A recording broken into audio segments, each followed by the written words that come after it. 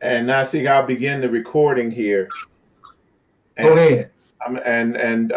do the introduction, and then I'll just once I'm done, uh, you can begin. But we want to read from page 274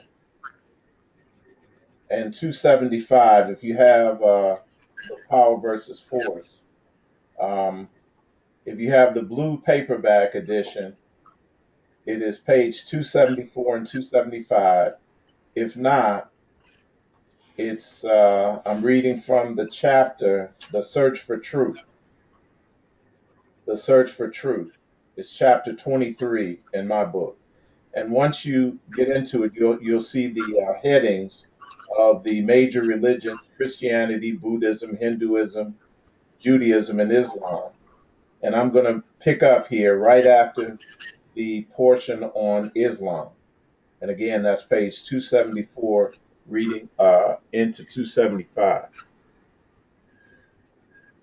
When we look at the decline of the level of truth of the world's great religions, we notice that those that are the most yin, quote unquote, have remained relatively pure through the ages. Now, that's the feminine energy, family. That's the feminine energy. Whereas Yes. those that are more yang, this is the masculine energy, involved in worldly affairs, have degraded markedly until the militant extremist faction of the most aggressive religion has totally sunk below the critical level of integrity at 200. The more dualistic the creed, the greater seems to be its vulnerability to misinterpretation. This is at the heart of deception. This is at the heart of deception. And this misinterpretation, family, is why it's so difficult to find our way out of these things into the higher levels of consciousness. Uh, predetermined, predetermined definitions, Nasik. Right. Predetermined paradigms and paths No problem. under the influence of the low level um, field of dominance. Dualism promotes a split between belief and action and the disorientation of levels of truth. Disorientation of levels in truth of truth. So if you're disoriented relative to the truth, you're also disoriented relative to any direction that would lead you upward and outward. Level, 100. you're disoriented in terms of emotion. You're disoriented in terms of intellect and knowledge. You're disoriented in terms of levels of consciousness. True. Absolutely. Absolutely. When this occurs, the spiritual essence can be confused in translation into physical expression. This is the heart of the matter.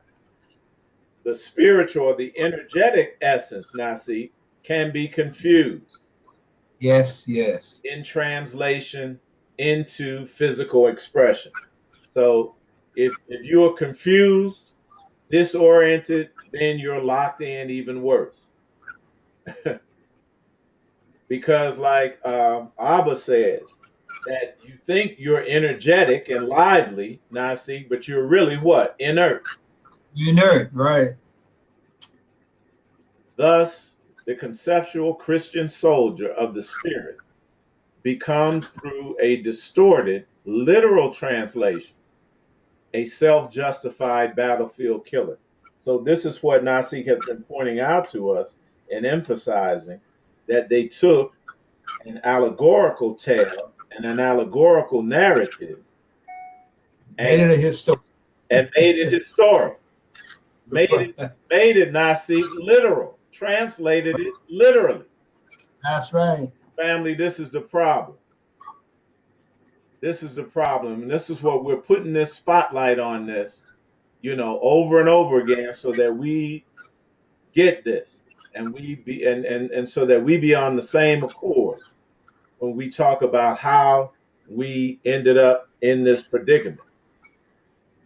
The Hindus did not fall into the era of confusing levels of interpretation. The battle described in the opening of the Bhagavad Gita was never misinterpreted to suggest Lord Krishna teaches that believers are to engage in actual warfare. They understood that it was allegorical. The Right. Buddhists, the Buddhists, but and that the characters, the allegorical characters, represented not actual historic characters, but they were representing elements, ideas, energies, etc., and so on.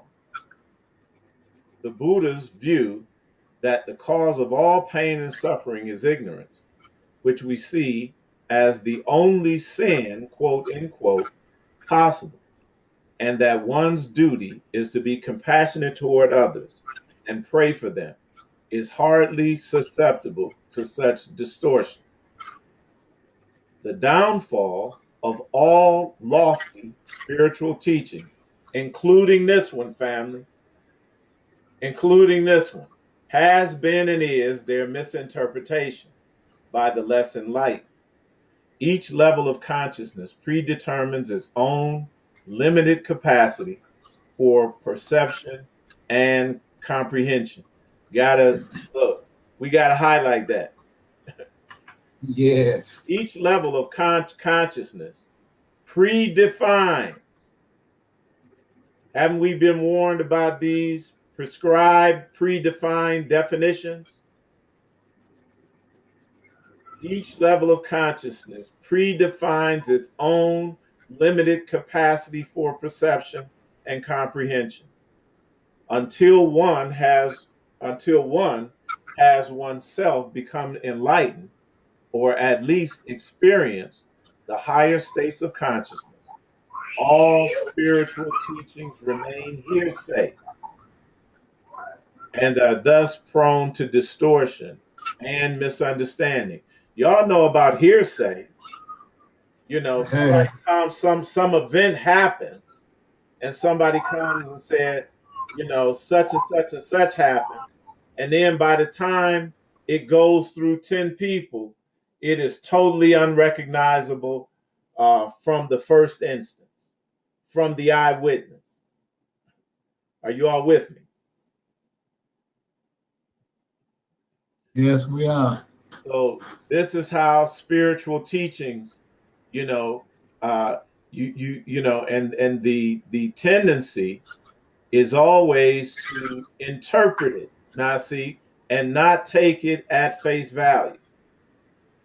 Right. So automatically, when we set these terms down and in place, and the terms, Nasik, are we try to use the most holistic bottom line terminology, but when it begins to be what? Interpreted in another language, well, Oh yeah.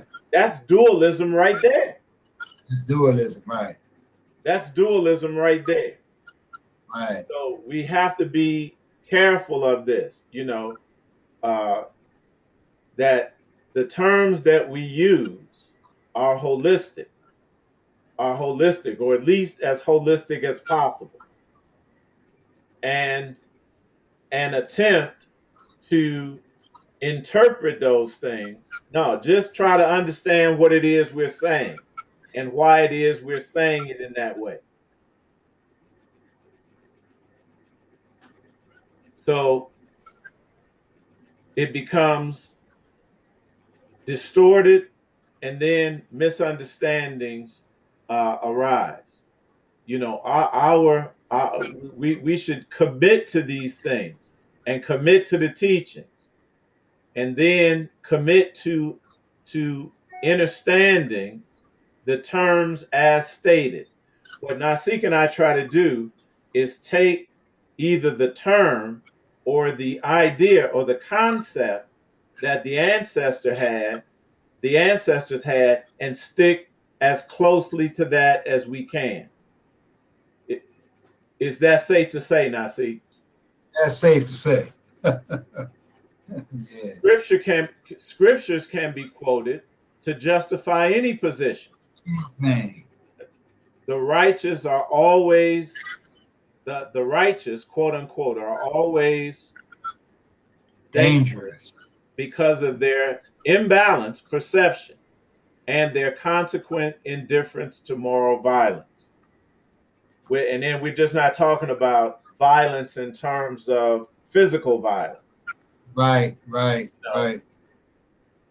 Within any religion, fundamentalist sects always calibrate lowest. These are individuals, now see, that are stuck in the old paradigm, and it's their duty. They find that they think it's their duty to protect and preserve the old paradigm. And they That's all right. always taking you back to what somebody else said.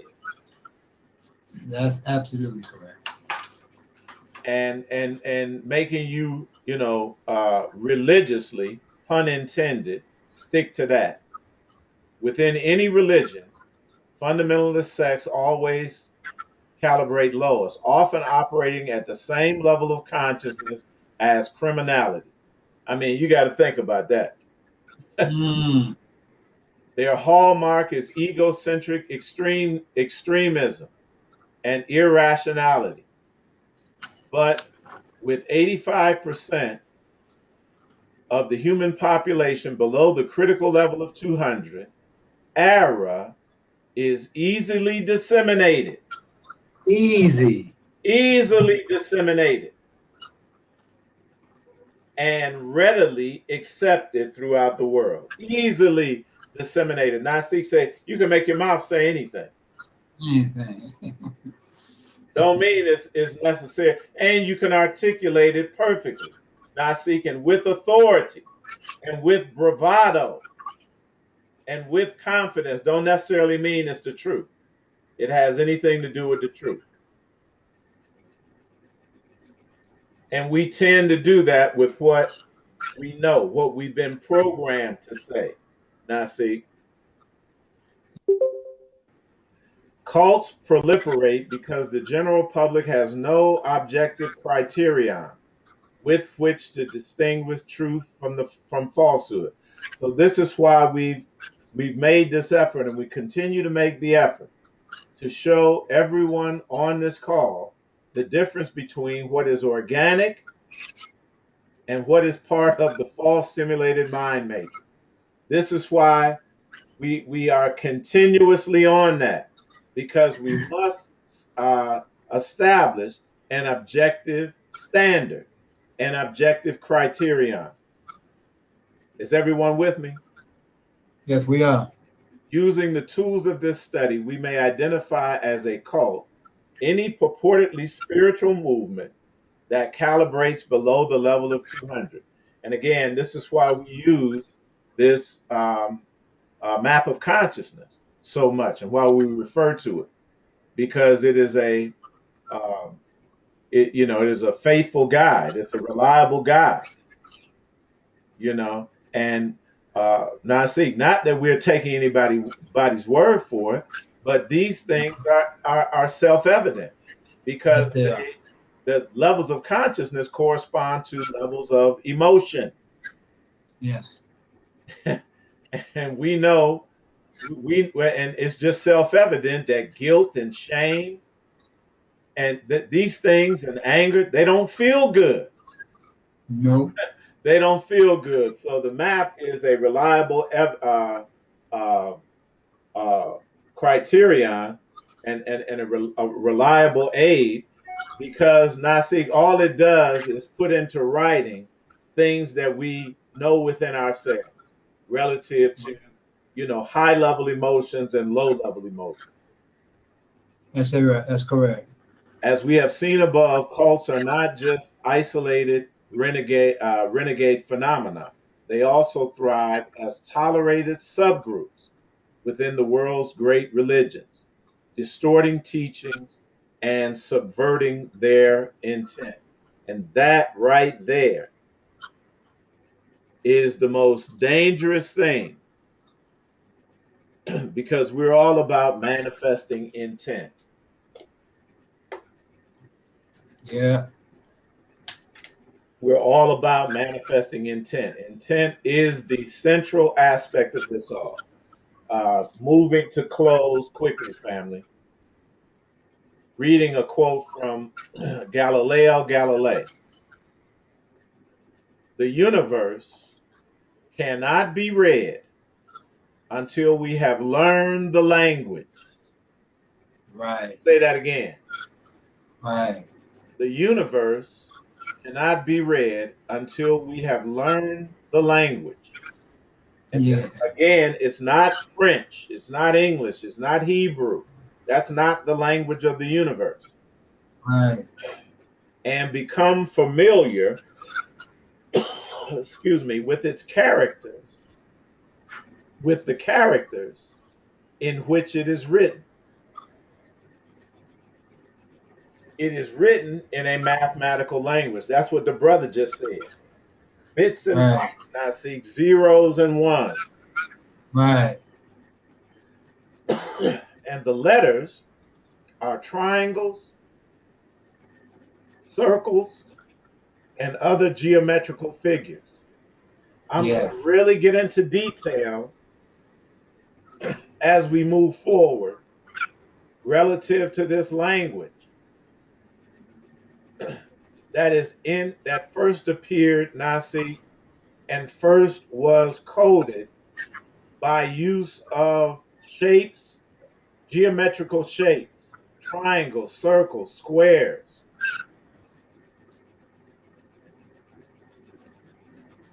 Yeah.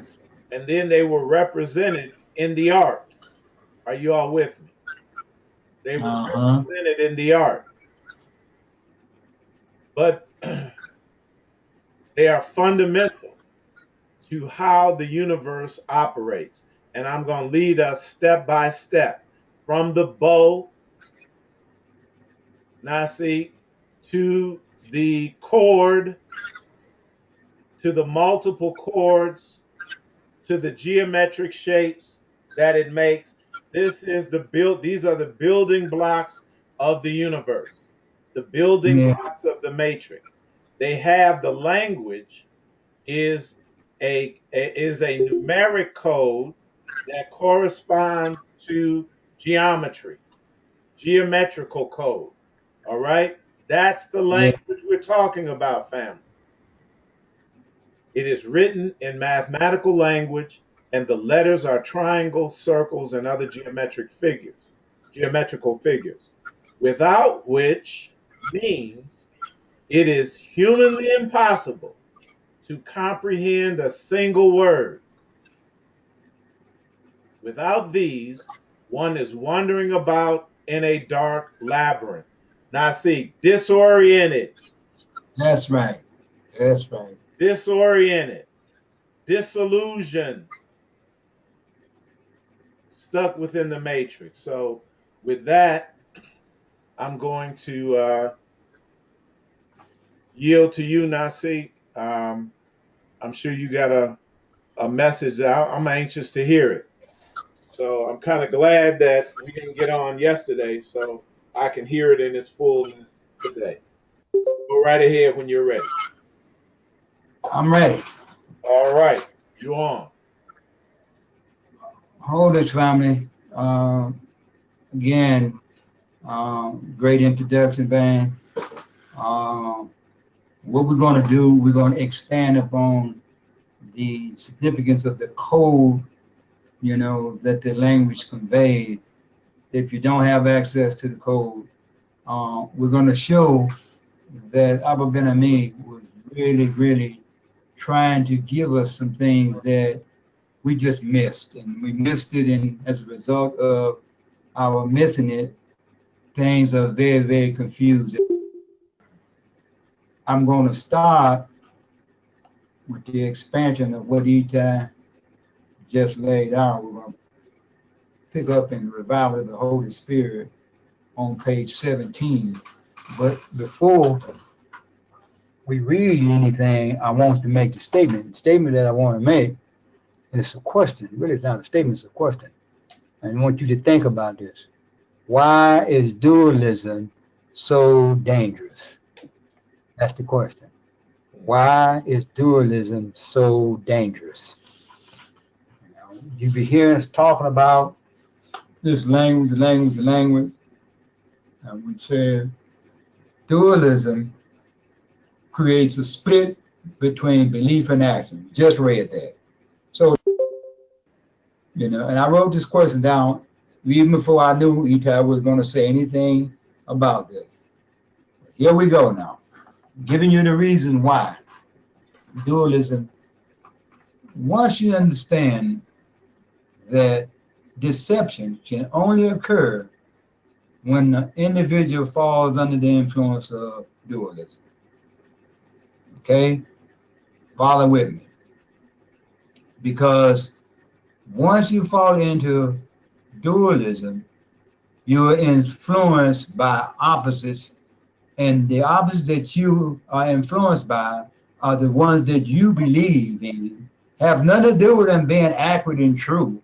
It's just your belief in it. It polarizes your energetic, perception to defend that, regardless to what, anyone else say. You have to defend it. Okay, so in your defense, now we can kind of get a bird's eye view, so to speak, of whatever you defending, you polarize it, you energize it, and where energy goes, right, where attention goes, yes, energy flows. Yes. You can see, where we're leading to about the dangers of dualism. Don't have anything to do with, your belief being correct, that you're energized to place your attention there, and wherever that attention goes, you're going to cause energy to be placed there. And wherever you put that energy, it's going to what? Always, you understand, be defended by your polarization and your energy and belief of it. So we're going to pick up on page 17. Very, very profound here. We're going to take our time until we can get back into the document, because the document about this divine marriage, once we hear this and understand it, when we start to lay out the narrative and explain it, it'll be easier for you to follow. We pick up here, it says, in this work, I uncover the deception concerning the Greek term logos. Notwithstanding, the Encyclopedia of Gods lists logos as a God, but not just any God, as the God of God. Now, of course, when we hear that, the concept of God, we always thinking something external as the creator of all things. Yes. That's been how we've been thinking about it. But listen as we go through, so when we start to decode this, it'll make sense. It says the prophet Isaiah. Now we're going to the narrative. The prophet Isaiah has warned us that Satan would image himself as the Most High God. Now, this word Satan here we go now, we have we anthropomorphize this. We give it some kind of human form. Right. Okay. Now, once we give Satan a human form, and then we give God a human form, now we have to what? Take a position on those opposites. That's the polarization that we're talking about now. So what happens is, when we look at this term Satan, what would Satan be in the allegorical sense? And what would God be? Let's look at it. Satan being, the influence of dualism. Okay? We're going to take that. Say, well, what would God be? The influence of wholeness. Okay? So you got wholeness and you got duality. Okay? So you got a split between whole. If you take the whole and split the whole, then you got parts. You know, you don't have a hoe anymore. Right. So it goes on to say here, the master, now the matter, I'm sorry, takes on a greater, more dangerous dimension. This is why we're talking about dualism being so dangerous. It said, for the prophet revealed that Satan is hidden deep within the image of God. Well, duality is now perceived as the language that determines whether an individual is right or wrong, whether an individual is rich or poor, or bad, you know. This whole dualistic system is always opposite of everything else. Okay? So it goes on to say, subsequently making his detection a very complex matter. Well, here now we find the detection of Satan. How has Satan, whatever we've been calling Satan to be, the great deceiver, we have said that. Okay? So, but what is this great deception? Where is this deception coming from? Right. That nobody has been able to identify and bring an end to deception. Right. Right. I mean, you got to ask yourself now, if Satan is the great deceiver, you cannot identify, but remember now, disorientation, right? Yes. So you lost your identity, who you are. You done lost the identity of everything. You done lost all time, place, everything. You were totally confused. And I say you, I'm talking about we were totally confused. Correct. Correct.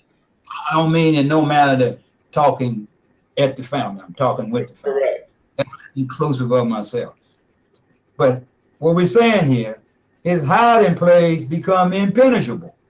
Now, this is a key point. Why is the hiding place impenetrable?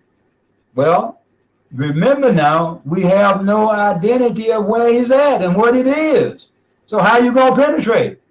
You can't penetrate anything that is what? You don't know where it's at and what you're trying to penetrate. That's right. Moving on.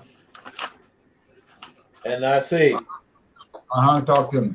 Definitely can't penetrate without the divine feminine energy being reconciled with the divine feminine energy.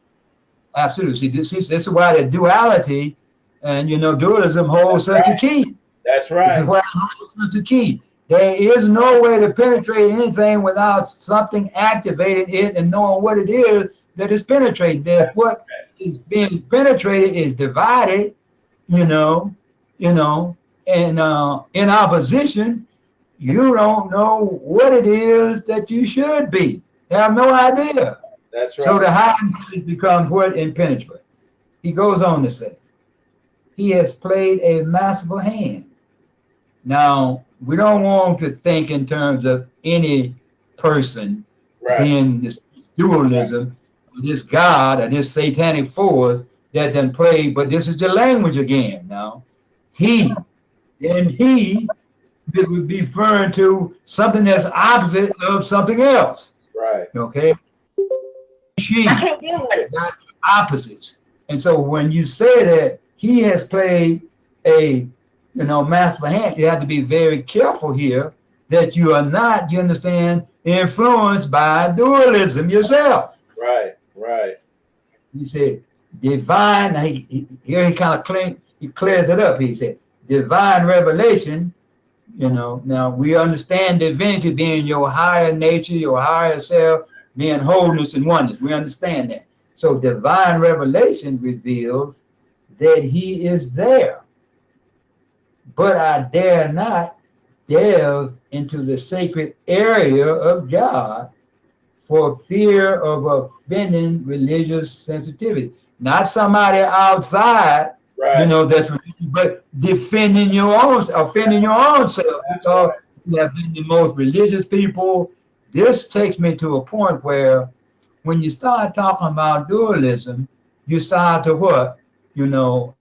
Encroach, and approach into the realms of consciousness of people that their foundation is on. And if their foundation is on what, sinking sand, and you Right. start to, you know what I'm saying, moving at their foundation, you finna dismantle them. That's You correct. follow what I'm saying? And when you start to do this, many will not go there. They don't want it. They can't allow for your one whole foundation because you done what? Put your whole life on it. That's right. Your life has been applied here. So now you talking about what? Dismantling somebody's foundation? Very few gonna go there. You follow me? Continuing on. Okay. It is obvious that the ultimate satanic objective, the ultimate dualistic objective, was, is to alienate the people of the most holy. Now, alienate people from wholeness. That's right. I'm going to read that again. It is obvious that the ultimate satanic dualistic objective was, is to alienate the people or humanity from wholeness, from which the source of their strength. Our source of strength is wholeness, not duality. Right. In duality, we are using force, which is an element, you understand, down from power. Right. Okay? Continuing on. The conspirators have done their job well.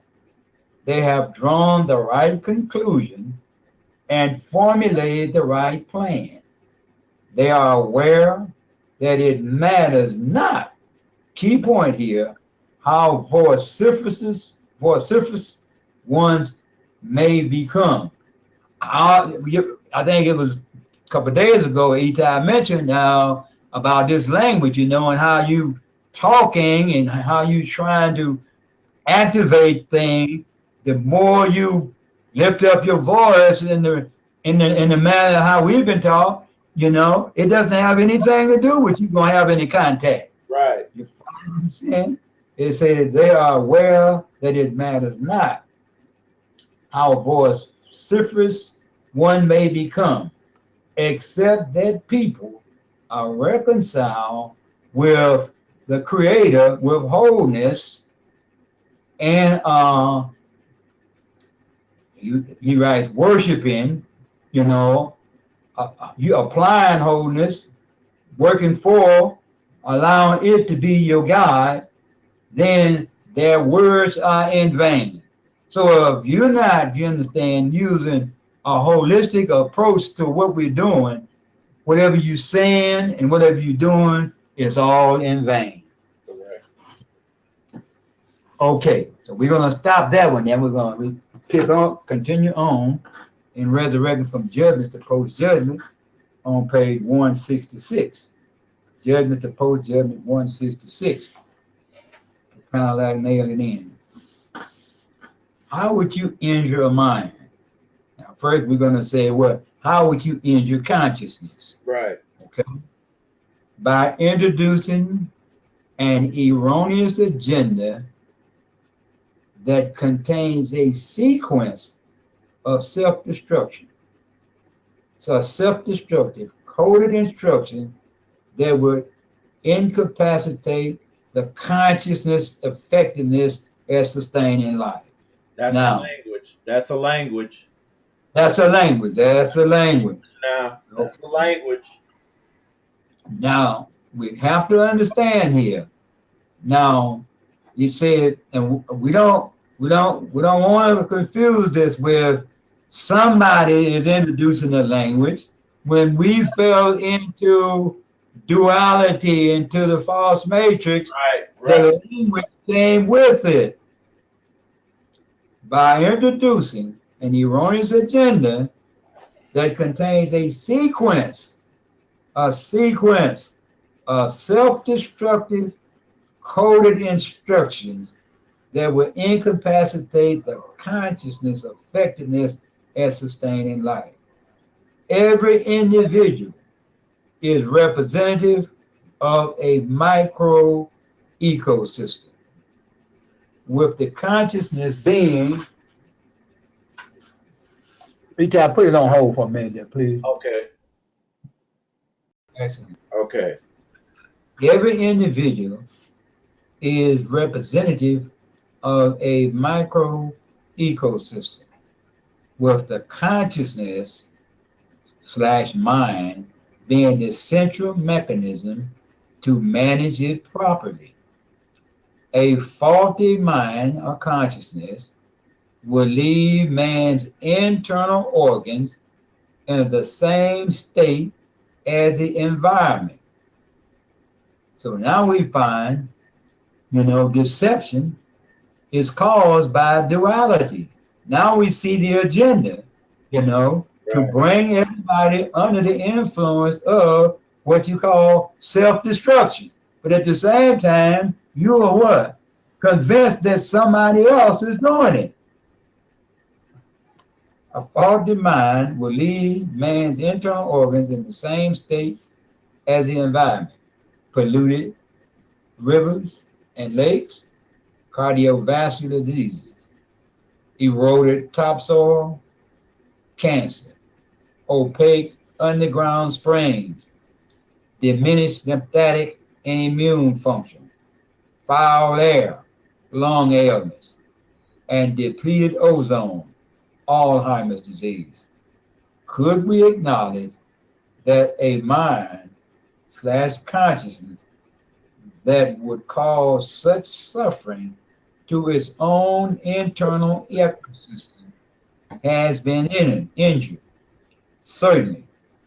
How else would someone continue to inflict such horrifying damage to his own vital ecosystem, except that something has so affected his mind, his consciousness, as to weaken his ability to prevent such damage? Scientific social engineering created what? Inverted energy. That's right. What does it do? It what? It gives the perception, you understand, that it's weakened and what? Energized at the same time. Something that would have had to invade his habitat of sanity and destroyed his instinctive sense of self-preservation for this kind of damage to have occurred. Dualism. I want to go back to the question. Why is dualism so dangerous? Are you hearing the dangers of what does dualism do to you? Are you hearing the family? Got it, Nasik. Continue on.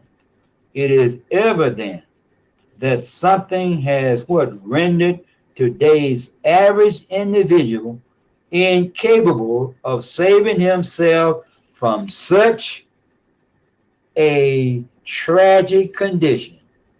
Salvation from another source will be required if she is to be restored. I have to get contact and try to understand this by talking about salvation outside of us from some other source. Right. But he said from another source. He didn't say what source. Okay, we know the source wholeness that we have to go in and merge or marry, the division of the divine feminine and masculine energy. That's correct. Okay. He said, remember, all sickness is degenerative and injured, incapacitated. This gives birth to the need for saviors and salvation. Why is it so difficult? Now, this is the point here that we continue to have. You ask the question, why is it difficult to inspire those experiencing such degradation to make the necessary change? Well, you don't actually know what done happened. You don't know that you're in duality. You don't know that dualism is influencing every decision that you make. That's what you call good or bad, right or wrong. Should I not? Right. He's right and I'm wrong. I'm right and he's wrong. Right. These decisions are what? They are causing the problem because of the influence of I just want us to understand the danger. Continuing on. Subsequently, I'm sorry, before the major obstacle is their lack of consciousness of their condition. Now that's the problem. We'll hold right there. Right. The major problem is the lack of consciousness of their condition. Now, so what we're going to do and continuing on, we're going to pick up in the document the portion called the quest for the help meet for Adam. The quest for the help meet for Adam. Now, Eitai, I want you to put the, if you will, put the references up. Second chapter, Genesis 18 through 25. And second chapter of what, Nasik? Sorry, didn't get that. Genesis 18 through 25. Okay, Genesis 18.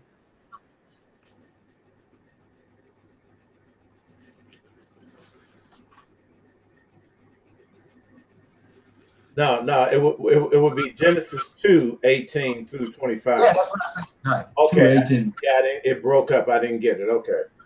All right. Now, I want Eitai to read the verse, and as he reads the verse, I'm going to decode it, okay?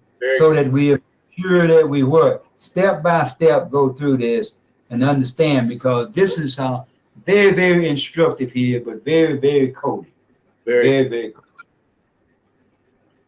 Reading Read the second chapter, verses 18 through 25. And the Lord God said, it is not good that man should be alone. Okay. I will make him and help meet for him. Okay. Now remember what we just said. The quest for the help meet. Well, based upon that particular verse, the creation had been created now, but in all the trees in the garden and everything, but it was no helpmeet found for him. So that's why he said he's going to what? Make a helpmeet. So we call this the quest for a helpmeet for Adam. Verse 18. Verse 18, we will decode the narrative from verse 18 through 25, starting with the phrase, it is not good for man to be alone. And the number here that they give for the word alone is 905. And this is very, very, very, very profound as we go through this. This may take a little bit more time than initially we thought it to be. We in control of our time, Nasik. All right. The word is here is bod. Now, let's go for a moment to Hebrew and then back to English to understand. Yes. And you hear 905, and you hear the word bod. Only in Hebrew does the word make sense, bod. Bod in Hebrew is what you call in English material or cloth. Y'all follow me now? This is very close. Right. Make a note of this here, because when you get to Daniel, we're going to reveal something very profound, and you're going to be shaking your head. How did this happen? Bod, write it down, and then right next to it, clothes, material. So if you was going out to the store to buy some material to create something, this is what you're talking about, bod, okay? Bod, okay? From 909. Now, the word bod means separation. Yes. Just heard alone, it means separation. Right. But then it is from 909, 909 becomes the root. The primitive root, 909, is badad. Now, badad means to be solitary, okay, alone. Thus, I will make him a helpmeet for him. Okay, so now, here He's alone. So now we can understand why a helpmeet has to be made. But we don't want to what? Get caught in the alone, just being alone because you don't have a feminine woman That or mate. That would be duality. right. Don't go there. This alone is not talking about him not having a wife, even though it said about help me. Follow me now. But I know how we have interpreted this. It is interpreted to be a woman. Okay? But follow, just follow along. Verse 19, Eitai, read along. Okay. Verse 19, and out of the ground the Lord God formed every beast of the field and every fowl of the air, and brought them to Adam to see what he would call them. And whatsoever Adam called every living creature, that was the name thereof. Okay. Now, verse 19, out of the ground the Lord God formed, and the word form here is 84:14. 84:14. And this word is tohu. Okay? Tohu. 84:4. You heard tohu bavohu, right? Yes. With the Genesis. Form. Okay? Tohu. Every beast of the field and every fowl of the air, and brought them to Adam to see what he would call them. And whatsoever Adam called every living creature, that was the name thereof. Okay. Form, an unused root to lie waste. These meanings are figuratively, okay, figurative, okay, meaning desolation, worthless thing, confusion, emptiness, emptiness. How am I pronouncing this? Emptiness, I'm sorry. Emptiness, right. And vanity. Well, it's not talking about the literal earth. It's not talking about any physical creation. What it's talking about is vanity, and that is the figurative explanation of, quote unquote, what has been what has become separated and divided from his wholeness. So now when you start to talk about anything that's divided and separated from wholeness, it loses his what? Value.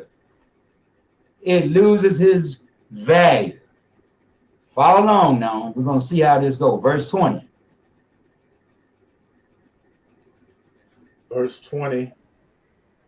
Let me get back to it.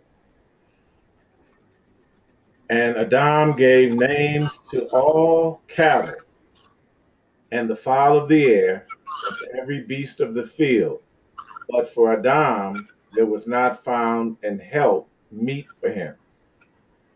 Okay. Now, here we go now. Everything been created, but there was not a helpmate found for Adam. That word not, make a note of that word, not found. Key point, not found. The power to define was in the hands of Adam/man, and not the Yah God that created him. Now keep that in mind. The power to define is in your hands. And whatever you call it, we call it, that's what it is. That's right.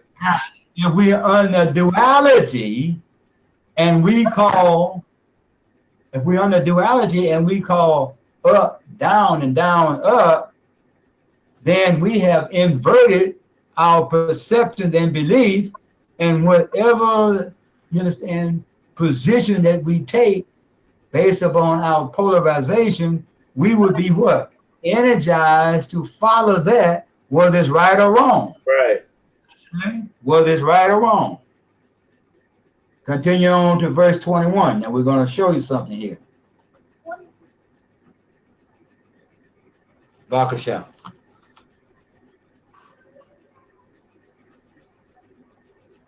To reveal itself. Verse 21. Verse 21. And the Lord caused a deep sleep to fall upon Adam, and he slept. And he took one of his ribs and closed up the flesh instead thereof. Now, this is where we get into, this is what God may sit down here. But you know, when we finish, you're going to see it's absolutely correct. Here we go. It says, verse 21. The Lord caused a deep sleep to fall upon Adam. Now, this deep sleep, the number is 8639, and the word is tardema. Tardema. From 7290, lethargic. Lethargic. Or by implying trance, to stun, to make senseless. Oh, right there. Uh-huh. About stunning somebody, you talk about knocking them off out of their consciousness, and they become what? Senseless now. Takes them a while to get their bearings back, right? Right. Dislocation, right? It said to overcome with paralyzing astonishment. It says to stupefy or disbelieve. What has happened to us, family? Have we been stunned? Have we been stupefied? Yes. Yeah. We are people of disbelief. What do we have a lot of belief in what's, that's destructive, but what's good for us, we have no belief in it. None. No belief. So we got to reverse that. Stupefy.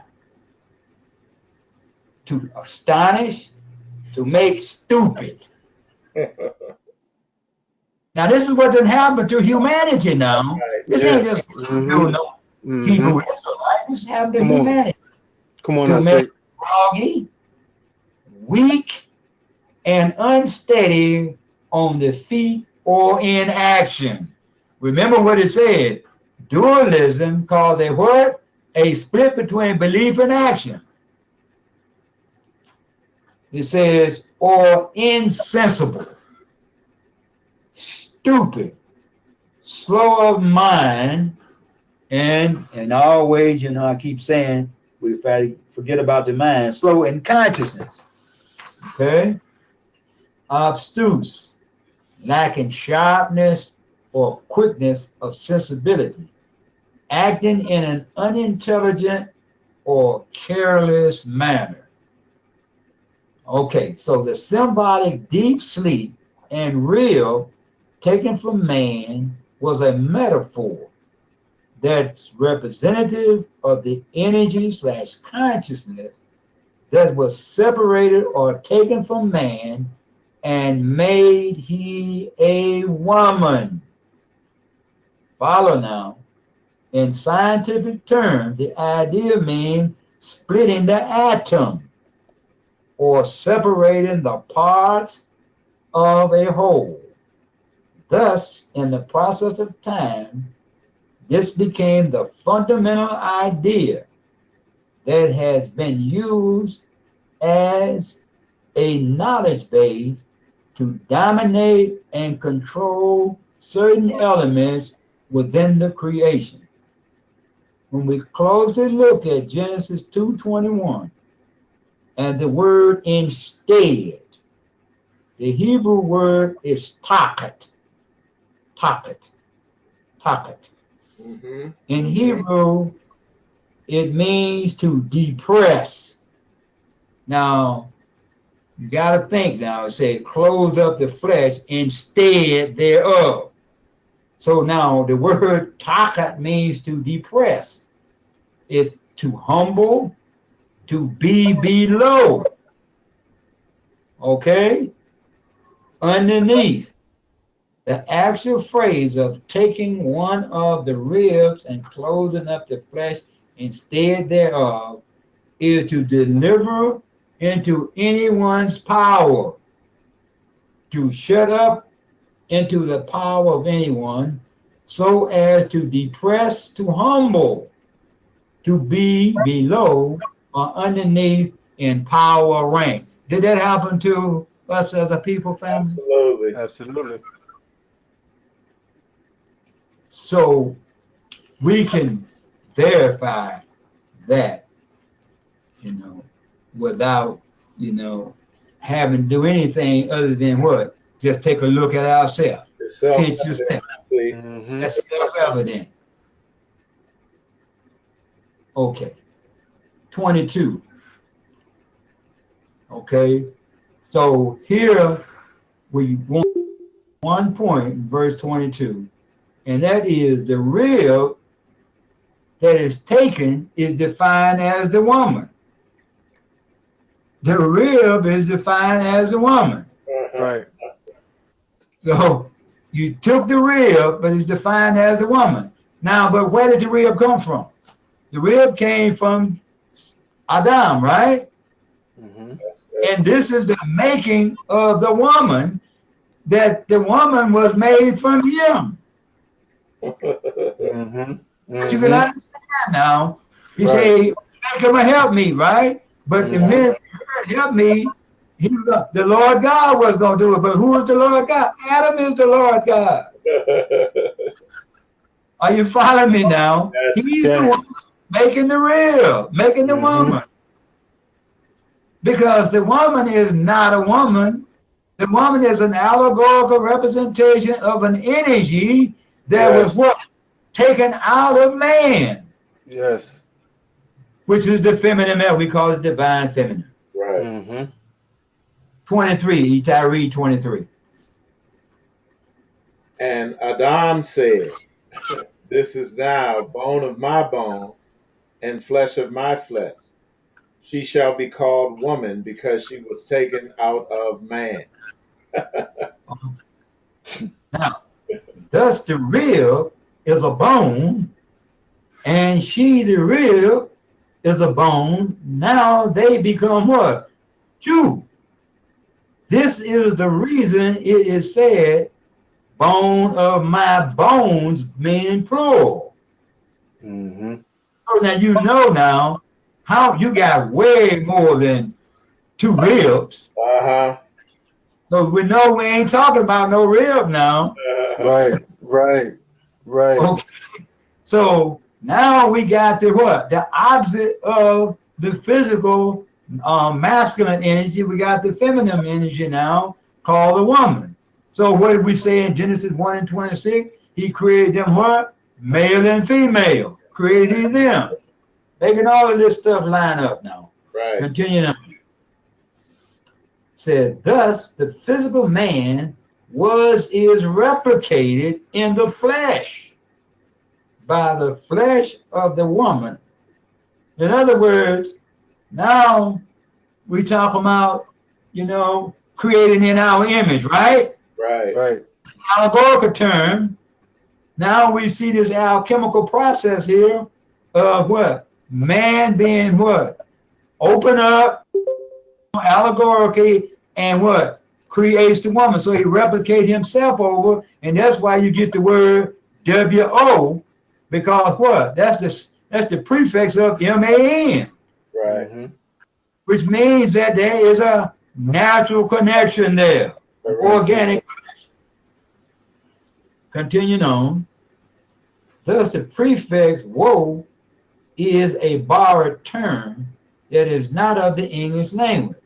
Thus, "wo," man, becomes an extension of man by the connection through the allegorical creation. Verse 24, Eitai, read. Therefore shall man leave his father and his mother, and shall cleave unto his wife, and they shall be one flesh. Now, this has always been a mystery, and this has always been very confusing. But let's see what we're going to do with this. Verse 24. Therefore shall a man leave, and this word leave is the word azav, and the number is 5800. Absolve. It means to loosen, listen, to relinquish, to permit, to set free. I'm a hold right there. To set free. So we can hear in the allegorical term, leave mother and father, but when we put it in a holistic language and we understand that duality, would be mother and father. That would be duality. So the freedom is not from mom and dad that they connected. The freedom is from duality. I'm sorry, the freedom is from dualism. That's the freedom. You freeing yourself from dualism. You ain't freeing yourself from no mother and father. Follow me now. To leave, to forsake, to abandon, to leave behind, to omit division, separation, and dualism as father, the masculine energy, and mother, the feminine energy, and shall cleave, and the word cleave is dabak, and it's 1692, and it means to adhere. To cleave means to adhere to his wife into wholeness. Mm-hmm. To adhere to wholeness. Or figurative, to catch by pursuit, and they shall be one flesh. Now, we're going to finish 25, and then we're going to ask questions and comments because, this may be a little challenging here. Verse 25, read, Eitai. And they were both naked, the man and his wife, and they were not ashamed. Okay, now, this really, really brings it home here. We're going to see now the profundity and the brilliance of our ancestors. Verse 25. And they were naked. 6174. The word is Aharone. Now, Aharone, naked. And when you hear naked, anything, Right. you naturally think of somebody not having on clothes. Right. That's what comes to mind. Aharone means to be open to view, be exposed, free from what is harsh or terrible, greatly skilled as an expert and shrewd in management of practical affairs. Now, wait a minute. Shrewd as an expert in management and practical affairs. This is what the word Aharone means. Now, let's look. The man and his wife were not ashamed. Now, the word 954 is the word bush. Now, bush it means to be ashamed. It means to feel ashamed. It means to be confounded. To be confounded. To be disappointed. To keep waiting. To be deceived. Family, I want to know, have we been deceived and have we not been confounded? Yes. Disorder. And what we left mother and father, and we what? Right. With that element of that physical body outside of us, and we thought we was doing something. But we got to understand now that all this was allegorical, trying to make us see the necessity of what? Merging and marrying and unifying the two hemispheres, the right and the left, the divine feminine, masculine, energy into one holistic, organism, one unit. Yes. Okay. So now here we go. When we very closely peruse verse 25 and search for clarity of the great revelation that is hidden in the narrative as not ashamed. When you hear not ashamed, that means that somebody done something and they don't feel bad about it in English. Mm-hmm. Has been a mystery to gain an accurate understanding and meaning.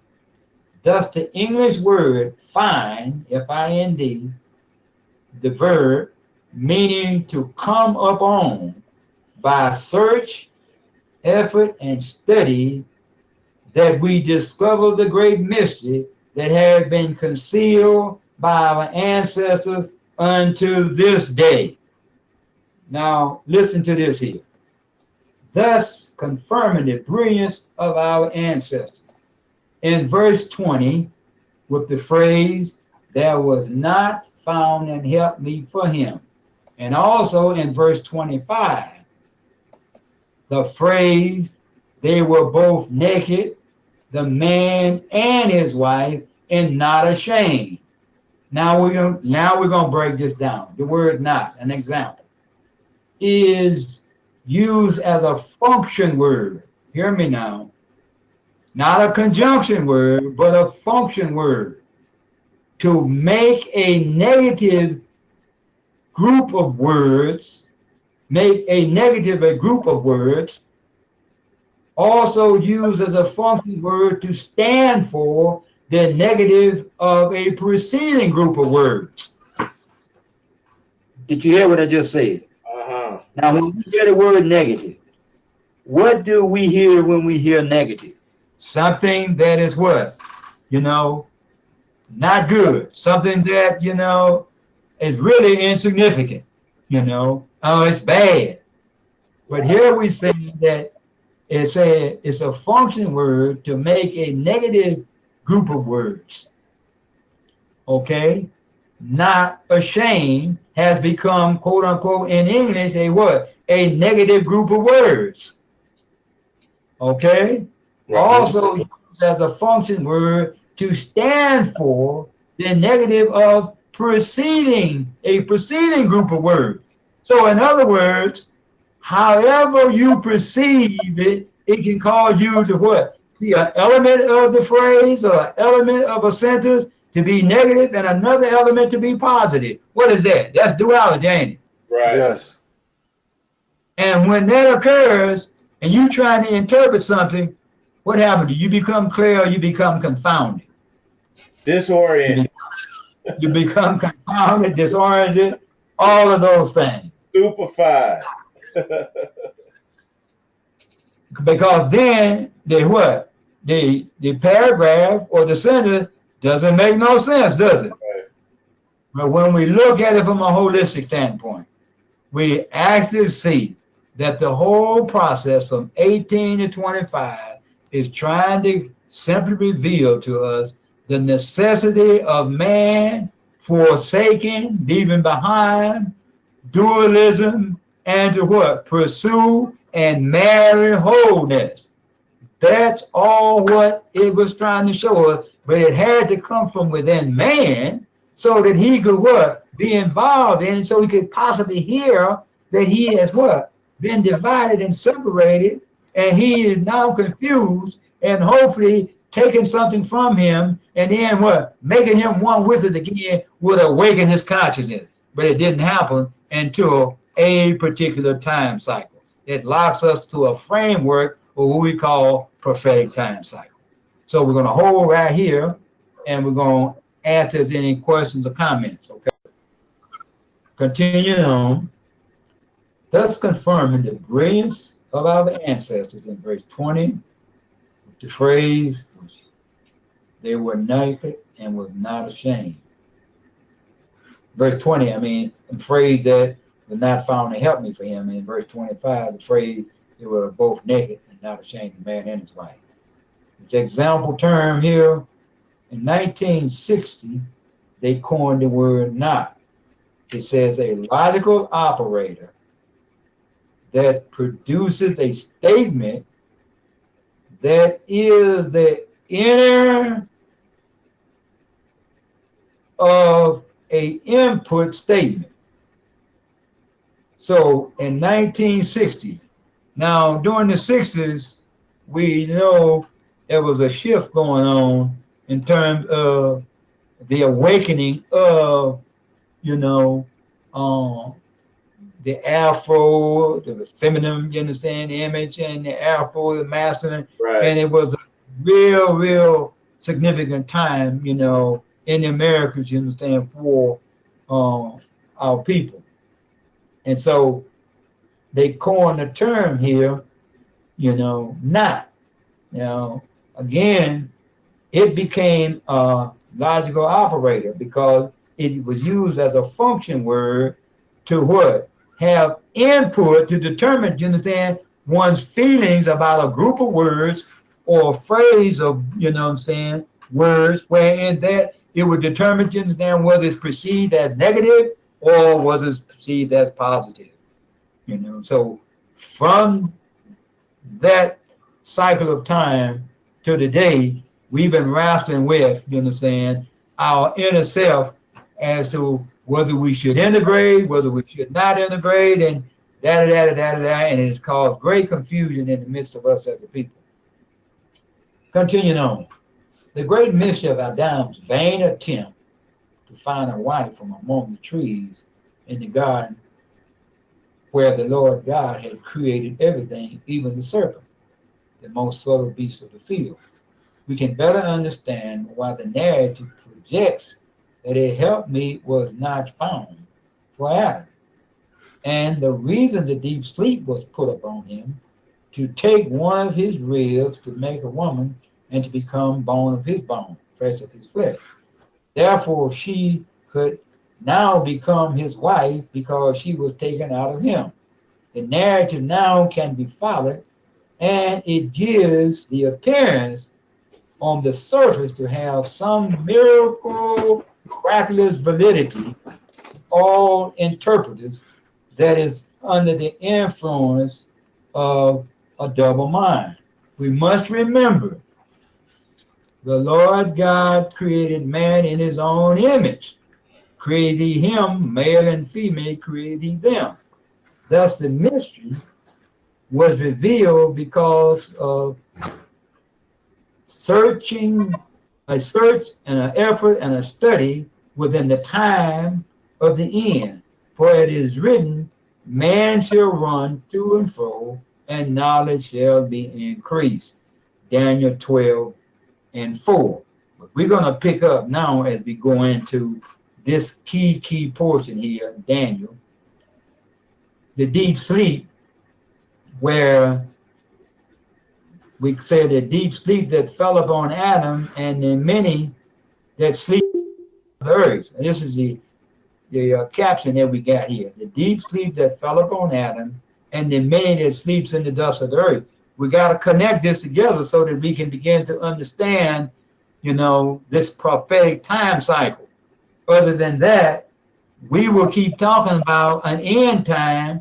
We're not connecting up what the end was supposed to be about, because we've transitioned and made the end of the dominion of the aberrant man. Right. Yes. Okay, so we pick up here in the 12th chapter of Daniel, verses 2 through 13. So you can put those on the board, and I'm going to read into it, okay? All right.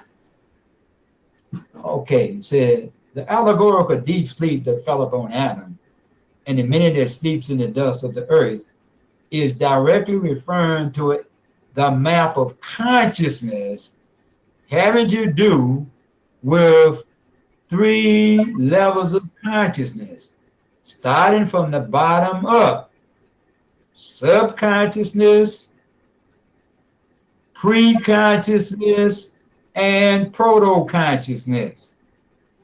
Let me go back over that.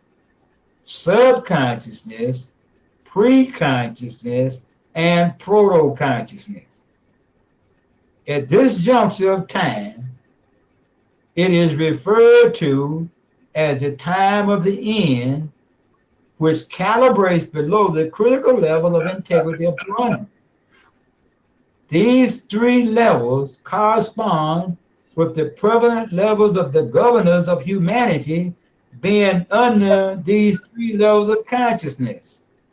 starting from the top down, the superego, the ego, and the id. The superego is always aware of self being the only concern. The ego is subconsciously under the influence of dualism, and the id is aware of all things, yet not connected to manifest its power. There you go. Mm-hmm. So now we go to the word precautious. Now you've heard, we've heard this word, and we've used it. Precautious. Adjective, 1650. It says an exceptionally early in development of occurrence, exhibiting mature qualities at an early age. Now, we can go back and we can read in the narratives throughout the scriptures where so-and-so would ascended the throne at 8 years old and he reigned so many years, right? Mm-hmm. So we can see this perceived historical, narrative to project a particular time cycle that was exceptionally early in development or occurrence, exhibiting mature qualities at an early age. Okay, now we don't want to look at that from a historical. This is allegorical now. Continue on and say, what is pre-consciousness? Adjective 1860. Not present in consciousness, but capable of being recalled without encountering resistance. Now hold right there. As long as we are under the influence of dualism, there's going to be some kind of resistance, and it's going to be what? An encountering with a what? Opposition. So pre-conscious, we have to take that back beyond quote unquote dualism, so we can understand that prior to dualism, everything was whole. Okay, everything was singularity. Now, so it says under that pre-consciousness, the early age of development of all things, then we would see then you would be able to what? Recall without encountering resistance. And each and every one of us on the line right now, we can testify to that. That since we've come under the holistic way of thinking, there is no resistance within you. Yes. You understand? In terms of you what? Reaching for what? Unity and oneness. Yes. We can testify to that. Mm-hmm. Continuing on. The next word. Proto-consciousness. Now, Eitai is very familiar with this because proto-consciousness, it says C. Prop, 1918. And we use these dates because you can see this is tied to something that the European had got his hand on here, 1918. Right. Beginning, giving rise to first, beginning, rise to first, okay? Primary, okay? Giving rise to first and primary. Relating to or constituting the recorded or assumed languages that is ancestral to a language or to a group of related languages or dialects, Proto-Indo-European. Eitai always goes to, the etymologist online, and as he be showing these terms to us. So we see these 3 levels of consciousness. So now we see that what done happen is proto-consciousness, has actually become, quote unquote, the consciousness that everybody's following now. This is the consciousness that everybody following, which is is European. Mm-hmm. Proto-Indo-European. how they have what? Started to change the meaning of words. Mm-hmm. So the original has been made what? Subconscious, and that's the id, and that's the subconscious, you understand, element of humanity. That's correct. The word sub, prefix, under, below, secretly, beneath, subordinate, and all that has actually occurred to us as a people. So we use the term here, masculine and feminine elements of quote unquote consciousness.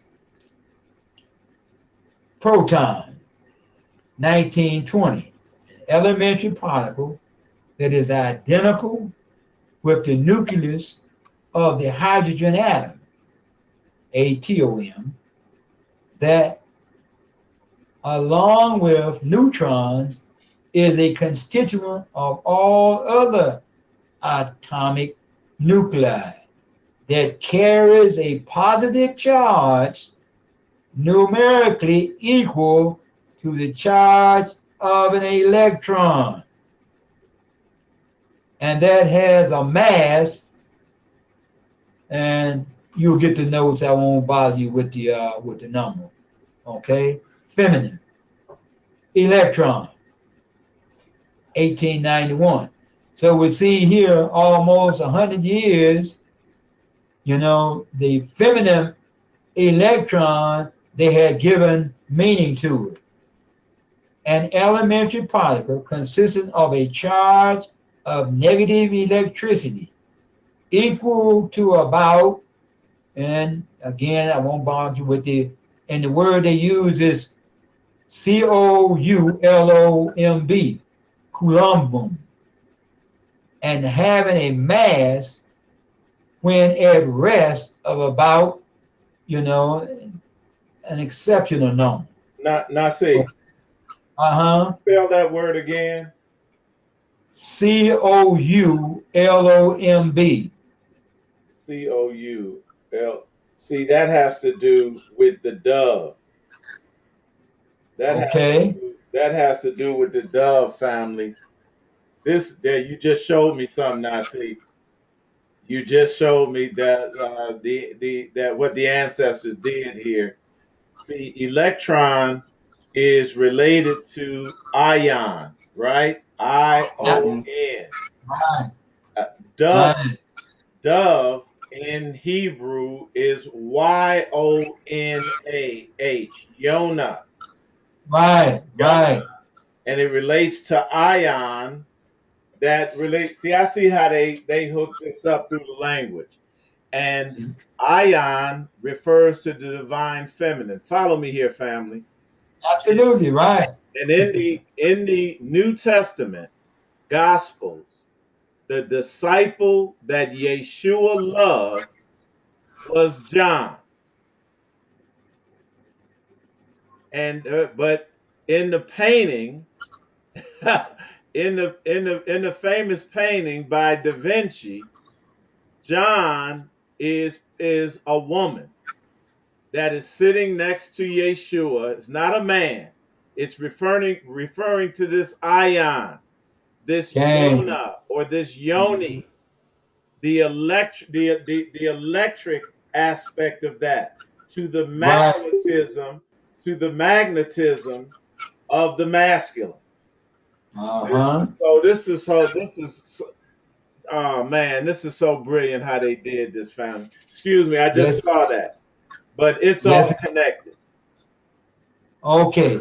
They give a definition of the word Coulomb, 1889, of relating to being the electrostatic force Yes, of attraction or repulsion there you go. between particles. That's it. Now, Eitai, you remember Yaira, right? Yes. Me and Yaira did this document called "The Intrinsic Nature of the Woman of Yah." Uh-huh. And this word "intrinsic" holds such a key. It was what carried the charge carriers. She Yes. was the area of the charge carrier, Correct. to influence. So I'm going to bring that definition, into it as we go on. But I just, Right. we were way, even before our time, we were doing stuff like we talking about now that nobody, in the community, was really, really paying attention to what was going. But this was all part of the ancestors. Absolutely. Continues on, we go into the Corpus Callosum, 1960, the great bond of commissural fibers uniting the cerebral hemispheres in man and in higher mammals. So we see the charge carriers, as we were saying, that this is by the feminine element, and we can see, how all of this, you understand, is playing out as we continue on. About the many that sleeps in the dust of the earth shall awake, some to everlasting life, and to some an everlasting contempt. Okay? Now, here, some shall awake to, everlasting life, to shame, some and shame contempt. Now, again, the awakening here has to be understood is a allegorical, request of a consciousness that have to be, energized and awakened, which is the feminine element that's responsible for what? The primary, attraction or repulsion of, the energy that is necessary to bring this union back together. Right. This whole back together. So now, those that sleep in the dust, those that awake, and those of everlasting contempt. So we see how this consciousness determines whether it's holistic or whether it's dualistic, will determine life and death. Okay? Will determine life and death. So as we decode verse 2, it said, many are those that sleep in the dust of the earth shall, now the word shall means future, to awake at the time of the end. But now listen, this end is not the time of the Gentiles. The end that will be the end of the reign of separation, division, and dualism and isolation of particles and parts from the influence and domination of rulership. Right. Of duality. Thus, a new paradigm of wholeness and the end of separation, isolation of particles in parts has to be manifest. All right? 3. And they that be wise shall shine as the brightness of the firmament, and they that turn many to righteousness as the stars of heaven, and forever and forever. The concept of turning will be away from right and wrong, separation from wholeness, trying to what? Manifest righteousness and a worldview of dualism to a worldview of wholeness. And we got to turn away from the worldview of dualism toward the worldview of wholeness forever and forever. That's the brightness of the firmament, meaning that that consciousness of our higher self must, you understand, turn away from, right and wrong, up and down dualism, back to holism. That's the turning, okay? And that number is 7919, okay? Continuing on. Verse 4, but thou, Daniel, shut up the words and seal the book, even to the time of the end. Many shall run to and fro, and knowledge shall be increased. The sealing of the book is not the literal book. It is to seal up the concept, ideas of thought, energy, and understanding of the way to present the present condition to end. See, this is what's been sealed up, to seal up the method and way to prevent the condition. Do we understand that the condition of duality would never end except we bring it to an end? Right. It ain't Yes. gonna be the end of no Yes. rulership. Yes. Yes. Come All on, I think. so that's what the sealing up, everything so that you could not bring an end to this dualism. Mm-hmm. Now the books have to be open Right. Yes. so that you can understand what the sealing was. Mm-hmm. Okay. Number 5, verse 5. Then I, Daniel, looked, and behold, there stood other two, the one on this side of the bank. The word bank is 8193, and the word is safar, means termination of the river, and the other on the side of the bank of the river. Here in the narrative is speaking of dualism in terms of division, where there stood other two, the one on this side of the bank of the river and the other on the side of the bank of the river. The river meaning water, the feminine element, and the masculine perception. Of division is perspective, is a division that is perspective that exists on the other side of the bank, symbolically depicting the separation division as what existed as the world view. Verse 6. And one said to the man clothed in linen. Now here's your point. Write down the word linen, because this is going to take you all the way back to Genesis. So you can see how it's one current, one flow once you gain the understanding. Write down the word linen. And one said to the man clothed in linen, which was up on the waters of the river, how long shall it be to the end of these wonders? The man clothed in linen is humanity in division, separation, and isolation from a solution, requesting for a time to end, or the time of the end of the wonders of dualism.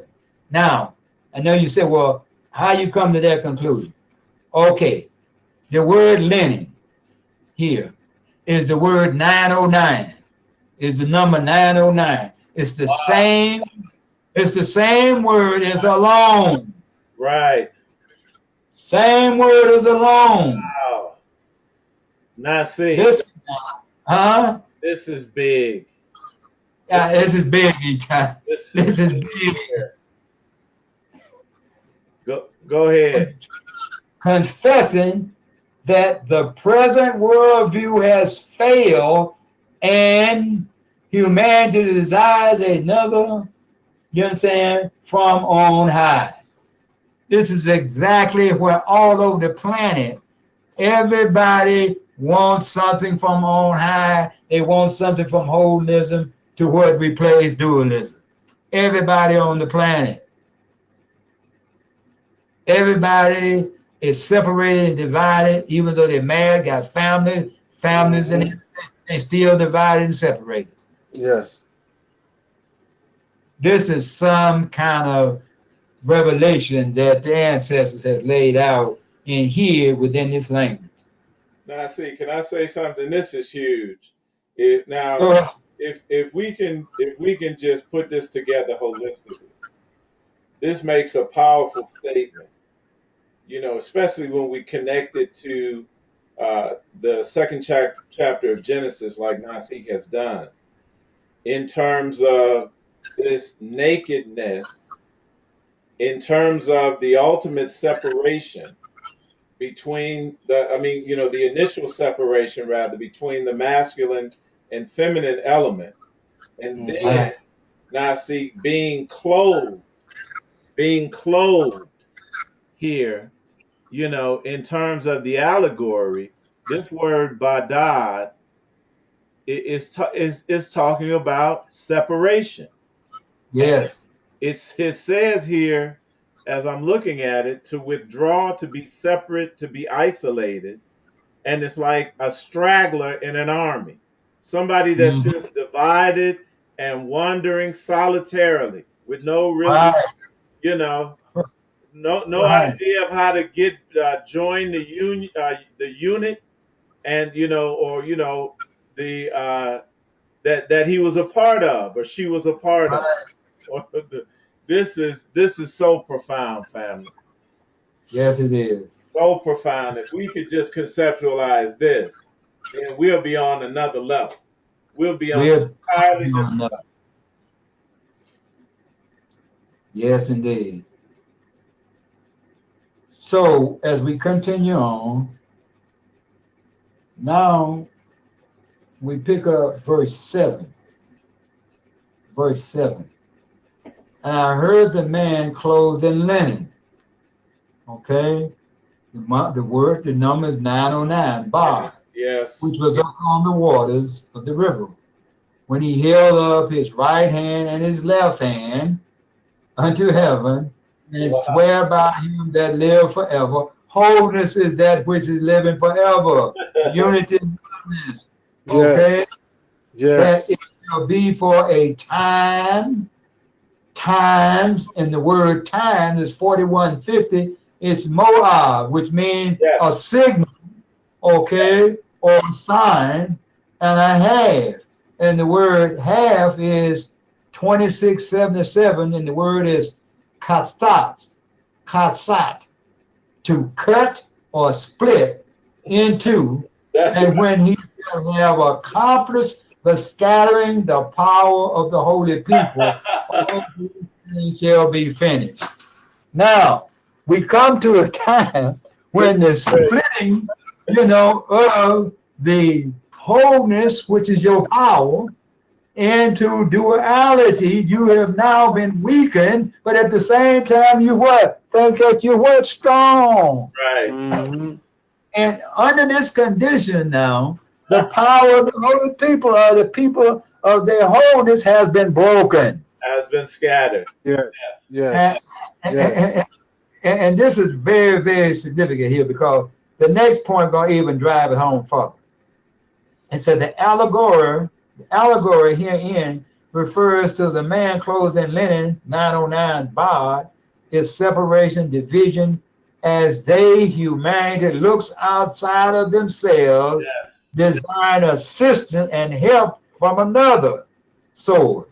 The concept of time, mo'ah and a half, meaning a signal to determine the season or symbols of things being finished or ended. All of us wanted to what? See a sign of something that was going to end the condition because Yes. the condition was so horrible and Yes. it had no end. And believe Yes. me, it don't have an end as long as you're under duality. Under duality. Mm-hmm. Right. Mm-hmm. Now, see, This is all of this is self-evident. All of it is self-evident once you can see it. Don't require No nobody to question. explain this to No you. question. No question. okay. So we go on to verse 8. It says, "And I heard, but I understood not. Then said, O my Lord, what shall be the end of these things?" What is it talking about? The end of these conditions that has come upon us that we don't have an answer as to what to do to what change it. He said, there exists a strong desire to know the end of things that were happening. Verse 9. And he said, go thy way, Daniel, for the words are closed. Now, this word closed, 2856, katan, to close up. Now, remember, you got to go all the way back when he opened Adam up, he has what? And closed up the flesh, right? Right. Thereof. And then use the word instead thereof to bring things underneath, or bring you under the dominion of someone else. And we see this evident. This is exactly what the allegorical has what revealed in our historical reality. It says to close up the end, to stop, to seal to the time of the end. Many shall be purified, 1305, okay, and made white, okay, and tried. But the wicked shall do wickedly, and none of the wicked shall understand, but the wise shall understand. Now, here we find, when we say wicked, now we got to understand that anyone in duality won't understand. That's correct. And anyone in duality will always be in opposition to wholeness. Clear. So we don't get, thrown off about the wicked like that. There is no way for duality, and we stated that in the opening of the particular documentary, where it says the major problems of the time cannot be understood in isolation. They are systemic problems, interconnected and interdependent. And so we see that worldview, is anthropocentric. It's shallow ecology. It views human outside of nature or above nature. Again, you got duality there. So under duality, you ain't gonna never understand. There's no way to understand. Okay. Verse 11. And from the time that the daily sacrifice. Now this word daily is 8548. Tamid. Tamid means always. And it says from the time of the daily sacrifice, Tamid, which is always, shall be taken away, and the abomination, 8251, and it's S-H-I-K, Shikoots, K-O-O-T-S, S-H-I-K dash K-O-O-T-S. It means filthy, disgusting, okay? Abomination means filthy and disgusting, of no use, that maketh desolate. And desolate is 8074, and the word is shamim. Shamim is to stun or stupefy or make senseless. There you go. And there shall be 1,290 days from the time Moab, the signal of the daily sacrifice, of continuous and always to stretch, so as to complete or accomplish or to finish the abomination of filthy, disgusting condition caused by dualism. Next to the last one. Blessed he that waiteth, and waiteth is kakak, K-H-A-W-K-A-W 2442.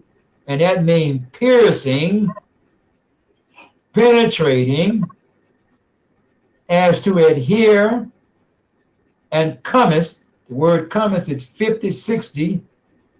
Nakah means to inherit. Okay, N-A-W-K-H-A-I means to inherit, as to the 1,305 and 30 days. Those that pierce and penetrate the times of the sign or signals of division and separation of disunity which exists with humanity, that they may adhere to, bring an end to the loss of power of the people, and to come to its inheritance of wholeness. Verse 13. But go thy way to the end, for thou shalt rest, And the word rest here is 51:17. Noach, rest, is to give comfort and to stand. And stand is 55:75, and it's savari, meaning blindness in thy lot. And the lot is goral. Goral is 1486. And that's what lot mean. Goral meaning rough. The conditions has been rough. Figuratively, one's portion or destiny at the end of days, with the allegorical narrative unity, with the allegorical narrative, humanity is instructed to go, continue in thy way until the duration to remove or take away the rough condition that existed when anyone is separated, divided within themselves. The concept of the end will continue as long as dualism determines the thoughts and actions, because they will be dual. The influence of dualism must cause one to continue in the conditions of opposition with self and nature on to eternity without equality. The idea of equality can only be produced whenever one ends their relationship with dualism and marry and embrace wholeness. Yes. 12:2-13. So with that, we're going to halt this portion for the day and ask families any questions or comments.